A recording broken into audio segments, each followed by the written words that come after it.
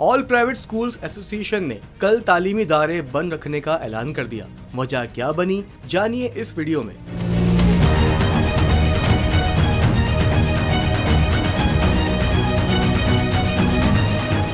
Jammu Kashmir joint عوامی action committee نے 5 دسمبر کو غیر معینہ مدت تک احتجاج کا اعلان کر دیا۔ آل آزاد کشمیر انجمن تاجران نے بھی جوائنٹ عوامی ایکشن کمیٹی کی ہڑتال کی حمایت کر دی، جس کے بعد آل پرائیویٹ اسکولز ایسوسی ایشن نے 5 دسمبر کو اسکول بند رکھنے کا اعلان کر دیا ہے۔ حکومت نے آزاد کشمیر میں آرڈیننس کی خلاف ورزی پر مقدمات درج کر رکھے ہیں۔ صدارتی آرڈیننس کی منسوخی کے لیے آزاد کشمیر بھر میں پہیہ جام ہڑتال کی جائے گی۔ مساجد سے ہڑتال کے حوالے سے اعلانات کیے جا رہے ہیں۔